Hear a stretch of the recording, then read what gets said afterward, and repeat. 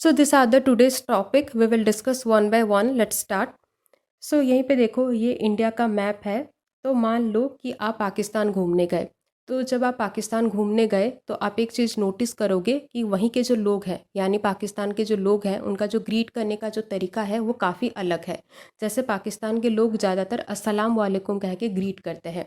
वैसे ही अगर आप इंडिया पे चले आओगे तो इंडिया के लोग ज़्यादातर नमस्ते कह के ग्रीट करते हैं। तो अगर आप पाकिस्तान घूमने गए तो आप देखोगे कि वहीं के जो लोग हैं, उनका जो लैंग्वेज है, उनका जो रहन सहन, खाना खाने का तरीका, उनका जो क्यूजिन है, उनका कपड़ा पहनने का तरीका, वो काफ़ी अलग होगा as compare to India. Okay. वैसे ही अगर आप चाइना घूमने गए तो वहीं के जो लोग हैं, उनका जो लैंग्वेज होगा, उनका जो क्यूजिन होगा, उनका रहन सहन, खाना खाने का तरीका, कपड़ा पहनने का तरीका, वो काफ़ी अलग होगा। कहने का मतलब है कि पाकिस्तान के लोग जिस प्रकार से रहते हैं, जिस तरह का खाना खाते हैं, वो आपको चाइना में देखने को नहीं मिलेगा। और चाइना के लोग जिस तरह का रहते हैं, जिस तरह का खाना खाते हैं, जिस तरह से उनकी मैरिज होती है, वो आपको पाकिस्तान में देखने को नहीं मिलेगा।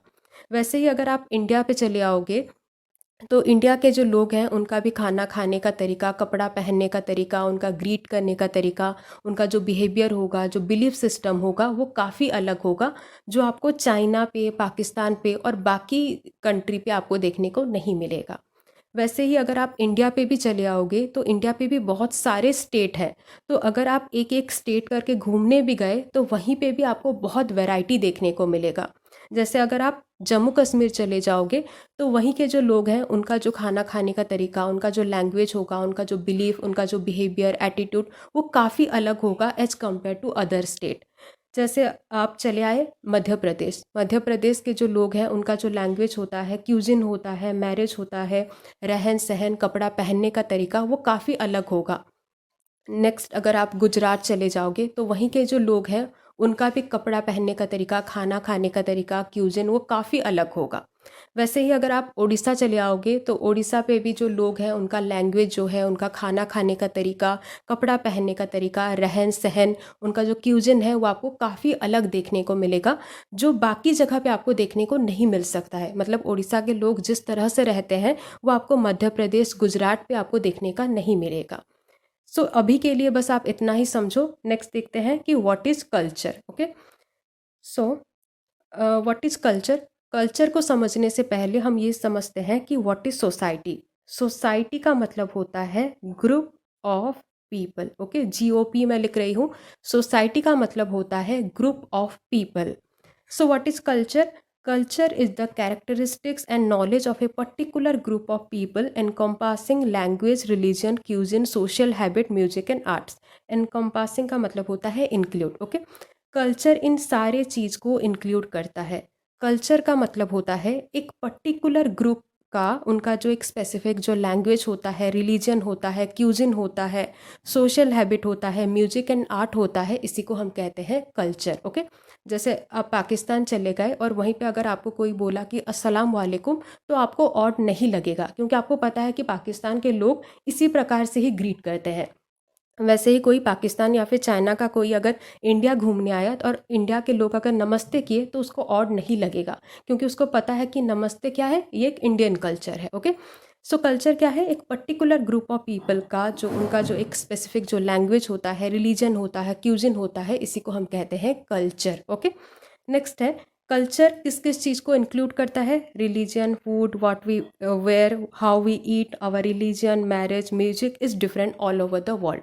जैसे पाकिस्तान पे अगर कोई किसी का डेथ हो जाता है तो उनका जो दफनाने का जो तरीका है वो काफ़ी अलग रहता है। पर इंडिया पे अगर आप चले आओगे और इंडिया का कहीं पे मतलब किसी का अगर डेथ होता है तो उसका जो दफनाने का जो तरीका होता है वो काफ़ी अलग रहता है, क्योंकि हम इंडिया से बिलोंग करते हैं और हर एक कंट्री का, हर एक ग्रुप ऑफ पीपल का एक अलग अलग कल्चर रहता है। नेक्स्ट है every human being belongs to a particular culture. सारे जो ह्यूमन बींग हैं वो सारे एक एक पर्टिकुलर कल्चर से बिलोंग करते हैं। One culture can be known from one's behaviour. किसी के बिहेवियर से हम पता कर सकते हैं कि वो किस कल्चर से बिलोंग करता है। जैसे आप कोई नए हॉस्टल पे गए तो आप कैसे पता करोगे कि आपका जो रूममेट है वो किस कल्चर से बिलोंग करता है? तो आप 2-3 दिन जो रहोगे वहीं से आप पता लगा सकते हो कि वो किस कल्चर से बिलोंग करता है। अगर आपका दोस्त अगर घर पे जब भी बात कर रहा है और वो अस्सलाम वालेकुम कह के अगर बोल रहा है अपने पेरेंट्स को, तो वहीं से आप पता लगा सकते हो कि शायद ये इस्लाम धर्म का है। ओके, तो आप किसी के बिहेवियर से आप पता लगा सकते हो कि वो किस कल्चर से बिलोंग करता है। नेक्स्ट है, दो culture is created by man it also creates a destiny and direction for man. हमको पता है कि कल्चर कौन बनाए हैं, ह्यूमन बींग ही बनाए हैं, but it also creates a destiny and direction for man. Culture क्या क्या प्रोवाइड करता है एक ह्यूमन बींग को? डेस्टिनी प्रोवाइड करता है और जीवन जीने का दिशा प्रोवाइड करता है। Okay, destiny and direction for man. Next है मीनिंग ऑफ कल्चर। कल्चर एक लैटिन वर्ड कॉलरी से डिराइव हुआ है जिसका मतलब है टू कल्टीवेट और टू टिल द सॉइल और टू रिफाइन।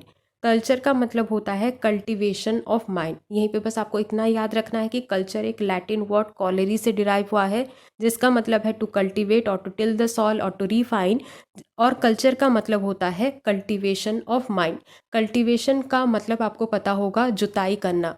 जिस तरह से फार्मर एग्रीकल्चरल लैंड को प्रिपेयर करता है, यानी वहीं पे कल्टीवेट करता है ताकि वहीं पे वो जो भी सीड डालेगा उसका ग्रोथ ठीक से होगा। इसीलिए एग्रीकल्चरल जो फार्मर होते हैं एग्रीकल्चरल लैंड को बहुत ही अच्छे से प्रिपेयर करते हैं ताकि वहीं का जो सॉइल है उसका फर्टिलिटी इम्प्रूव हो जाए और वहीं पे वो जो भी प्लांट वो उगाना चाहता है वो ठीक से उसका ग्रोथ हो। और हम अपने माइंड को किस तरह से कल्टीवेट करेंगे? Through culture. कल्चर के जरिए ही हम अपने माइंड को कल्टीवेट करेंगे। अगर हम अपने माइंड का जो ज़मीन है अगर उसको ठीक से अगर कल्टीवेट किए रहेंगे, ठीक से उसको अगर प्रिपेयर करेंगे, तो वहीं पे जो भी हम थॉट डालेंगे, यहीं पे थॉट को आप सीड भी समझ सकते हो। ओके, यहीं पे हम अपने जो भी सीड को डालेंगे, मतलब जो भी थॉट्स डालेंगे, उसका जो ग्रोथ होगा वो बहुत ही अच्छे से डेवलप होगा। अगर आप अपने दिमाग को ठीक से अगर कल्टीवेट किए रहोगे कल्चर के जरिए और वहीं पे अगर आप पॉजिटिव थिंकिंग का अगर थॉट डालोगे एज ए सीड, तो जो पॉजिटिव जो थिंकिंग का जो ग्रोथ होगा, मतलब उस प्लांट का जो ग्रोथ होगा वो बहुत ही अच्छे से होगा। मतलब चारों ओर आपको सिर्फ पॉजिटिव थिंकिंग ही लगेगा, आपके दिल दिमाग में सिर्फ पॉजिटिव थिंकिंग ही रहेंगे, कोई भी नेगेटिव थिंकिंग नहीं रहेगा और आप अपनी लाइफ में बहुत ही आगे जा पाओगे। इसीलिए कहते हैं कि अपने कल्चर के साथ जुड़े रहो। ओके, नेक्स्ट है, the term culture has been derive from the verb cultivate and it's noun is cultivation. यहीं पे बस आपको इतना याद रखना है कि हम अपने माइंड को कल्टीवेट कर सकते हैं और वो कैसे होगा? Through culture. इसीलिए हमको अपने कल्चर के साथ जुड़े रहना है। अगर हम अपने कल्चर के साथ अगर जुड़े रहेंगे तो बहुत ही आगे जा पाएंगे, सक्सेस को छू पाएंगे। Therefore culture means to refine और टू सिविलाइज। तो कब हम अपने लाइफ पे सक्सेस को छू सकते हैं? जब हम अपने आप को रिफाइन करेंगे, यानी अपने दिल दिमाग पे जो भी गंदगी है उसको निकाल के प्योरिटी की ओर जाएंगे, तभी ही हम अपने लाइफ पे जो सक्सेस जो हम चाहते हैं उसको हम मतलब ले पाएंगे। Therefore culture means to refine. Culture का मतलब होता है रिफाइन करना अपने आप को। और किस तरह से हम अपने आप को रिफाइन कर सकते हैं? Through culture.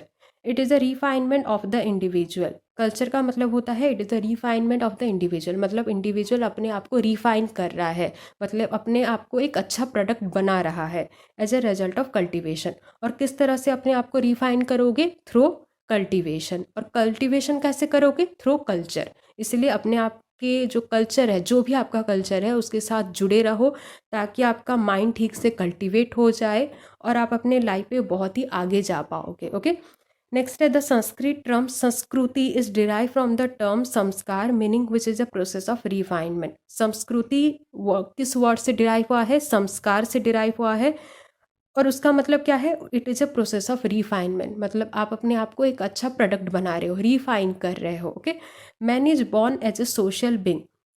तो जब भी कोई इस धरती पे पैदा हुआ रहता है तो वो पहले एक ह्यूमन बींग की तरह ही पैदा होता है, मतलब बॉय हो गया गर्ल हो गया, पहले वो इस धरती पे एक ह्यूमन बींग की तरह ही पैदा होता है। फिर वो अपने कल्चर से जाता है। ओके, वो फिर अपने कल्चर से जाता है और कल्चर के जरिए ही वो एक कल्चरल मैन बनता है। अगर आप अपने कल्चर के साथ अगर जुड़े हुए नहीं रहोगे तो आप एक अनकल्चर मैन बन जाओगे। जैसे आप देखोगे कि आपकी सोसाइटी पे ऐसे कुछ लोग रहते हैं जो बहुत ही बदमाशी करते हैं, उनके मन में कोई भी मतलब अच्छी चीज़ें नहीं रहता है। लोग उनको बहुत गाली देते हैं, लोग उनको कहते हैं कि कैसा है, मतलब बहुत ही बदमाशी करता है, उसके में कोई संस्कार नहीं है। आप अपनी सोसाइटी के साथ ठीक से मतलब फिट होके बैठ नहीं पाते हो। इसीलिए कल्चर से जुड़े रहना बहुत ही एक इम्पॉर्टेंट चीज़ है। अगर आप अपने कल्चर के साथ अगर जुड़े रहोगे तो आप अपनी सोसाइटी के जो लोग हैं उनके साथ बहुत ही अच्छे से फिट होके बैठ पाओगे। जो सक्सेस आप चाहते हो उस सक्सेस को आप छू सकते हो। सो ये कब होगा? जब आप अपने कल्चर से जुड़े रहोगे। ओके, नेक्स्ट है, culture is surrounded by the individual in the form of rituals and practices. Culture किस किस चीज़ को इंक्लूड करता है ये हम लोग पहले से भी देख चुके हैं कि culture encompasses knowledge, belief, value, faith, myth, attitude, habit, custom, tradition and so on. हर एक ग्रुप ऑफ पीपल का उनका एक अलग नॉलेज होता है, उनका एक अलग बिलीफ सिस्टम होता है, उनका एक अलग वैल्यू होता है, फेथ होता है, एटीट्यूड होता है, हैबिट होता है।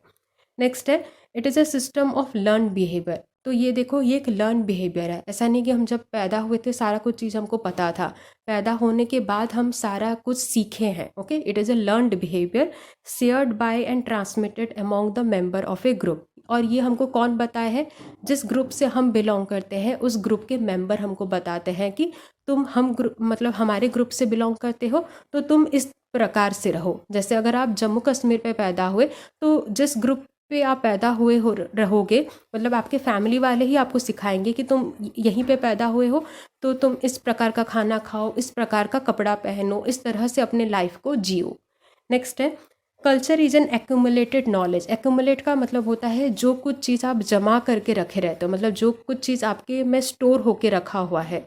सो culture is an accumulated knowledge gain through observation, experience and reasoning over generation.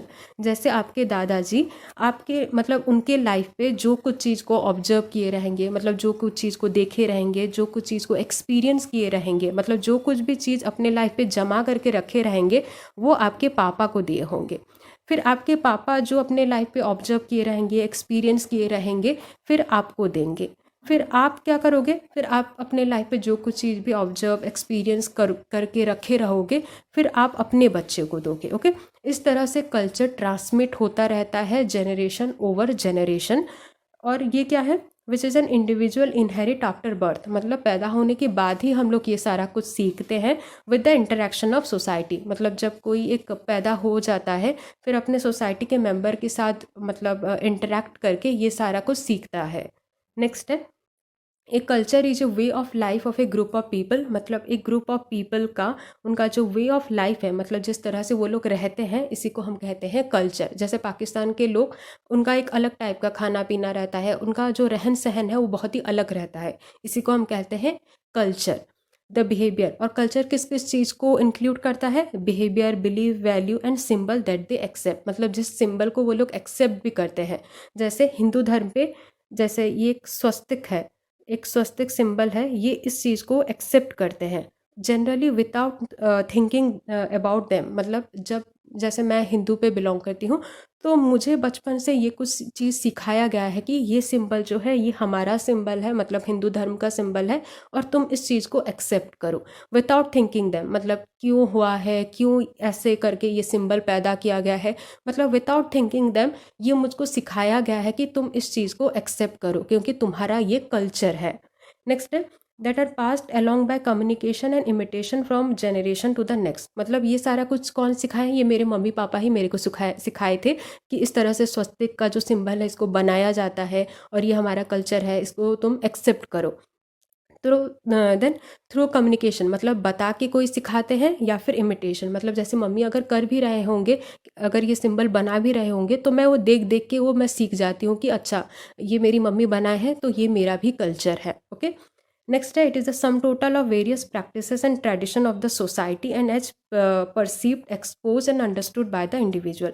मतलब एक इंडिविजुअल जिस जिस चीज़ को परसीव करता है, जिस जिस चीज़ से वो एक्सपोज हुआ रहता है, जिस चीज़ को वो समझता है, उसी को ही वो अपना कल्चर मान लेता है। ओके, नेक्स्ट है whatever the people in a given society do think feel believe desire fear and experience can be considered as culture. मतलब जैसे मैं जिस चीज़ को बिलीव करती हूँ, जिस चीज़ को फील करती हूँ, जो मेरा जो डिज़ायर है, जो फियर है, वो सारा मेरा कल्चर है। ओके, नेक्स्ट है there are the three aspect of culture. Culture के तीन एस्पेक्ट है, the external surface civilization, the social institution of the people and the psychology of the people. इसको आप इस तरह से भी याद कर सकते हो, सेप। ओके, एस से आएगा आपका social institution of the people, E से आएगा एक्सटर्नल सरफेस सिविलाइजेशन और पी से आएगा आपका psychology of the people. Definition of culture. So culture को कौन कौन लोग क्या क्या बोल के डिफाइन किए थे, यहीं पे बस हम इतना ही समझेंगे। सो एस कॉइनिंग कल्चर को क्या बोले थे? एस कॉइनिंग कल्चर को बोले थे कि culture is the sum total of man's effort to adjust himself to his environment and to improve his modes of living.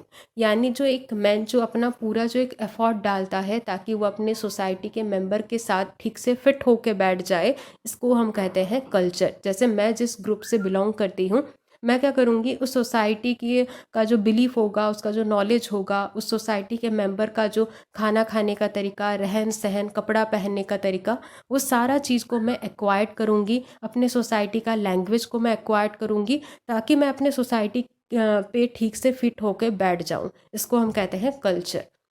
Next है टाइलर। टाइलर ये बोले थे कि the complex whole which includes knowledge, belief, art, law, moral, custom and any other capability acquired by man as a member of the society.